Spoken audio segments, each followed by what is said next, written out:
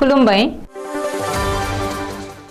बे समाव बडलेण्ड इंखं टेलिभिजननि स्टुडियोआव आं मिथिका नार्जारी दिनै मोनाबिलिनि गाहाय रादाबफ्राव दङ।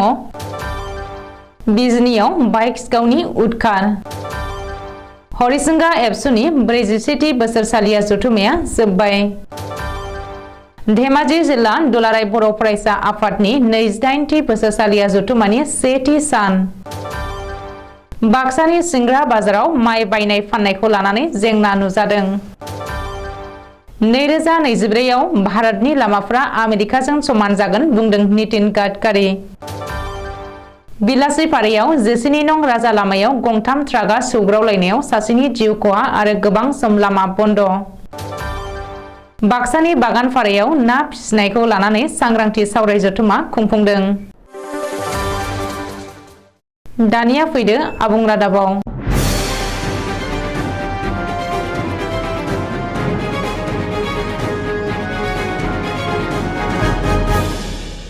चिरां जिल्लानि बिजनी नोगोराव सानफा एफा बाइक सिखावफ्रा बांनायनिफ्राय बांगासिनो।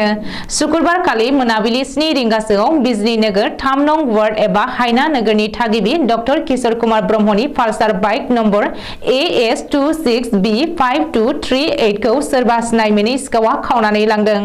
बाइकनि बिगोमा डक्टर किशोर कुमार ब्रह्मआ मिथिहोनाय बायदिब्ला गावनि न' लांगोनायाव बाइकखौ दसेनि थाखायल' दोनथ'दोंमोन।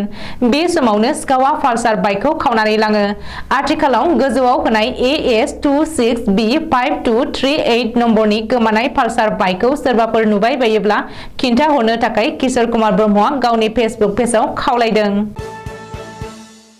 अदालगुरि जिल्लानि बेंखनाव थानाय हरिसिंगा दखरा एबसुनि खुंगा 47थि बोसोरसालिया जथुम्माया गाहामैनो जोबबाय। मख'नो गोनांदि हरिसिंगा दखरा एबसुनि खुंगा 47थि बोसोरसालिया जथुम्माया बानियापारा गामिनि गेलेग्रा फोथाराव थांनाय 15 आरो 16 डिसेम्बराव साननैनि मेहेरगोनां बायदि हाबाफारिजों मोजाङै मोजां खुंफुंजादोंमोन। गेवलां मेलाव गाहाय आलासि महरै बाहागो लायो मिरु एबसुनि गाहाय नेहाथारि कनेन्द्र बसुमतारिया। धेमाजि जिल्लानि गेजेर जनायनि हालामनि सिङाव थानाय बग्रिगुरि एमपि फरायसालिनि गेलेग्रा फोथाराव धेमाजि जिल्ला दुलाराय बर' फरायसा आफादनि खुंगा 28थि बोसोरसालिया जथुम्मा, गेजेर जनाय दखरा दुलाराय बर' फरायसा आफादनि खुंगा 28थि बोसोरसालिया जथुम्मा, गेजेर जनाय दखरा आइजो अनसाय आफादनि खुंगा 28थि बोसोरसालिया जथुम्मा सानथामनि हाबाफारिजों खुंनाय 16, 17 आरो 18 डिसेम्बरजों हाबाफारिया दिनै नैथि सानाव आगान होबाय। हाबाफारि बायदियै फुंबिलि 8 रिंगायाव बग्रिगुरि एमपि फरायसालिनि गाहाय फोरोंगिरि महादेब नार्जारिया बिफां फुलि गायनायनि उनाव हाबाफारिया जागायो। फुंबिलि 10:30 रिंगायाव बुलुर बादायलायनायखौ बेखेवनानै होयो सिला फोथारनि फालांगिरि सत्येन्द्र बराया। फुंबिलि 11:30 रिंगायाव गेजेर जनायनि थान्दै मुंनि बिसम्बिखौ बेखेवनानै होयो सिमेन्टसापुरि इउएन एकाडेमिनि गोरायुं बिमल मोसाहारिया। सानजौफुनि 12 रिंगायाव धेमाजि जिल्ला एबसुनि लेङाइ आफादगिरि थेनजिं बर'नि मासि सामलायनायाव बर'फोरनि हाबा, हारिमु आरो आबाद फोथारखौ गोजोर जौगाहोनाय आयदानि सायाव सावरायनाय जायो। सावरायनाय हाबाफारियाव बेखेवगिरि महरै BKWAC नि लेङाइ गाहाय मावफुं सोद्रोमा Romeo' P Narzary, Abad agro' producer company लिमिटेडनि डाइरेक्टर समल दैमारिया बाहागो लायो। बाक्सा जिल्ला मुसलपुर सदरनि सिङाव थानाय बोरिमाखा सिंग्रा सप्तायारि हाथायाव आबादारि आरो फालांगिरिफोरनि गेजेराव माइ फाननाय आरो बायनायनि गेजेराव जेंना नुजाथिनायखौ मिथिनो मोननाय जादों। मख'जाथावदि सोरखारा माइनि फाननाय आरो बायनाय बेसेनखौ थि खालामना होनायनि उनावनो बाजाराव जायफोर आबादारिया नांगौ समाव हरखाब फाननानै बे रांजों गावनि गोनांथिफोरखौ खरसा खालामोमोन, बैसोर आबादारिया जेंनायाव गोग्लैनांनायखौ बोरिमाखा ओनसोलनि आबादारिफोरा फोरमायदों। फारसेथिं आबादारिफोरनो नांगौ नोगोद रां, बेराफारसे फालांगिरिफोरा माइखौ बाया। जाहोनाव माइ फाननो हायैयाव सरासनस्रा आबादारिफोरा दायो गोबां जेंनानि मोगा-मोगि जानांदों।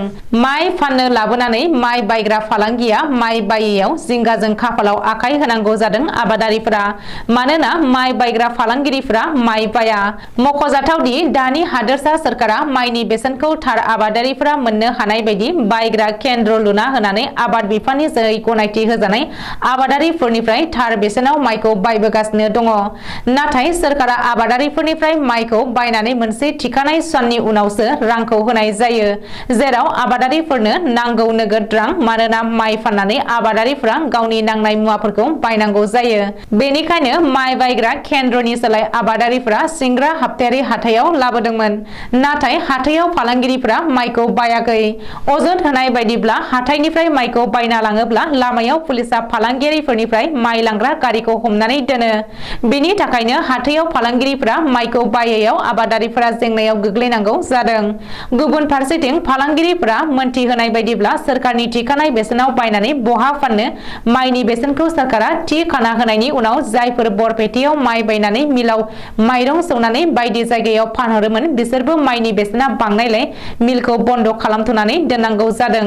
जाहोनाव सोरखारा माइनि बेसेनखौ थि खालामना होनायनि खान्थियाव फाननाय बायनायाव सरासनस्रा आबादारि आरो फालांगियारिफोरा गोबां जेंनानि मोगा-मोगि जानांनायखौ नुनो मोनदों।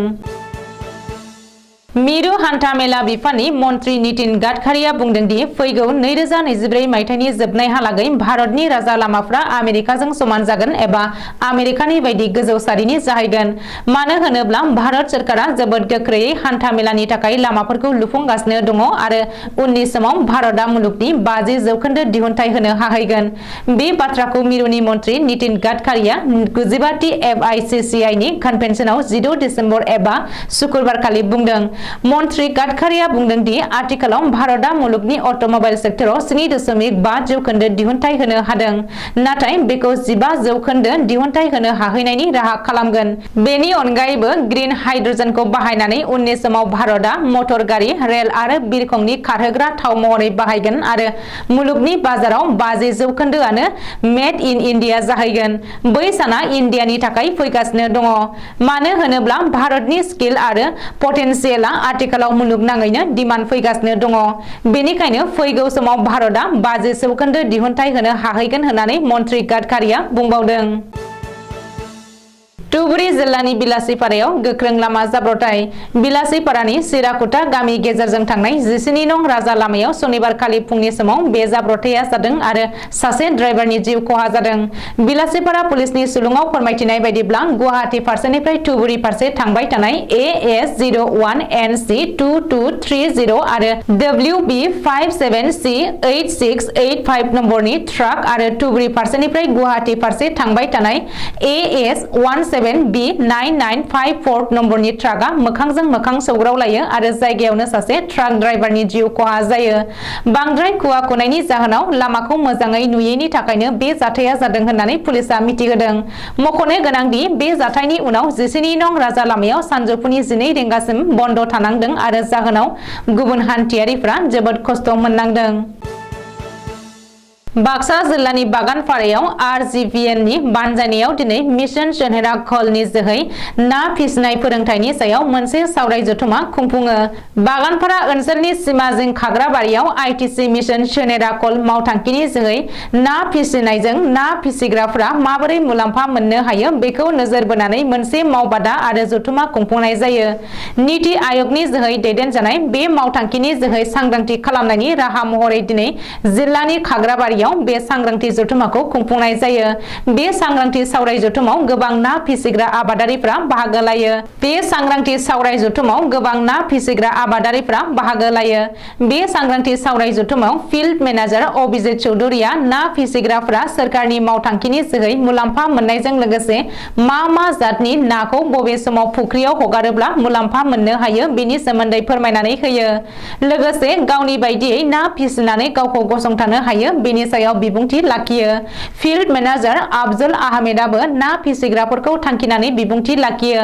बे सांग्रांथि जथुमायाव राष्ट्रीय ग्रामीण जौगाखां नीतिनि हाबाफारि सामलायगिरि कौशिक कुमार खाटकिया गामि ओनसोलनि ना फिसिग्राफोरखौ रोंगौथि सोलोंथाइ गोनां ट्रेनिं होगिरिजों ट्रेनिं होनाय जागोन होननानै बिबुंथि लाखियो।